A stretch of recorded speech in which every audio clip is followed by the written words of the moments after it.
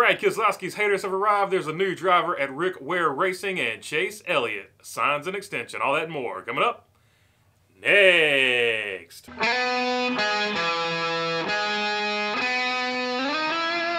What's going on, everybody? If I haven't earned your subscription, hopefully today is the day I will earn that subscription. All right.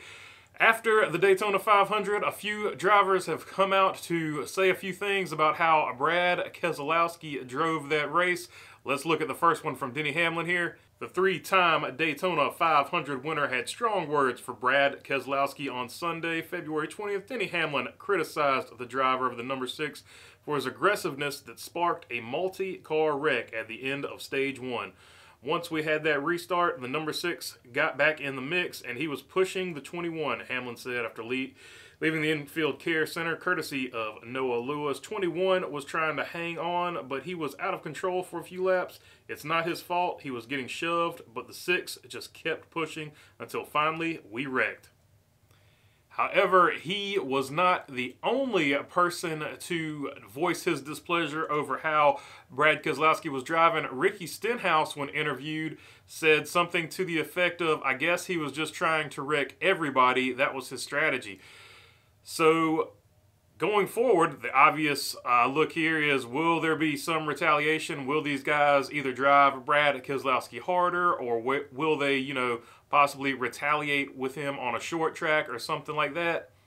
That remains to be seen, but obviously that could happen. I don't know if it will or it won't. But I thought the reason I picked these two guys, actually, the interesting thing with these two guys saying that is, of course, the first thing Chase Elliott fans said when they saw that comment from Denny Hamlin is, oh, what a hypocrite, he wrecked Chase at Martinsville and so on and so forth. And of course, Ricky Stenhouse has a notorious reputation at super speedways for causing the big one. So I thought that was interesting because we've actually been discussing this in the comment section on a lot of these videos. It's funny how one driver will come out and say something. Actually, a few people have said something about Ryan Blaney being mad at Cindric because I think in 2020 at Talladega, Ryan Blaney roughed up whoever was driving the 20 car back then. So it's funny how drivers will forget what they do and complain when it is done to them. So sort of hypocritical, but I think all drivers, for the most part, will do that. A few exceptions. Martin Truex pretty clean. Mark Martin, back in his day, was pretty clean. I don't think I've seen Eric Almirola rough anybody up. So there are a few drivers that are not... they don't forget what they do and sort of are hypocritical, but I thought it was funny that these two particular drivers said something and obviously have roughed some people up in the past.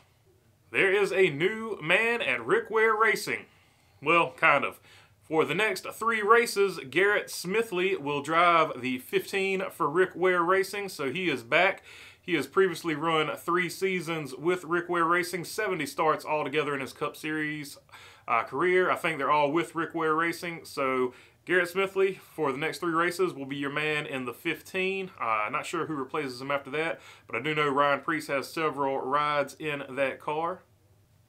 And finally, Chase Elliott has signed an extension to race with Rick Hendrick through 2027. This is a nice long extension, so Chase Elliott looks like he's going to be a Hendrick man for life. No real surprise there, but of course you knew this was probably coming when you saw UniFirst sign an extension with Hendrick essentially for the same amount of time. So you assumed that Chase Elliott would stay there, but he went ahead and just got his deal done now. So he is locked down until 2027.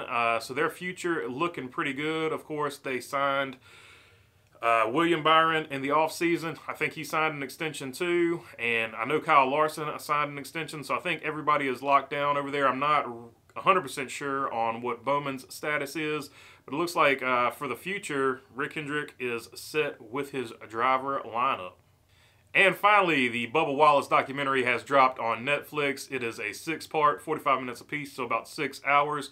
So if you want to check that out, check that out. Once I get finished watching all of them, I will give my review. But of course, 6 hours, that's a lot to watch. So when I finish it, I will give my review. And that's all I got for you today. If you like the content, feel free to subscribe down below. If you got a comment, leave it down in the comment section. And other than that, thanks for your time. Peace.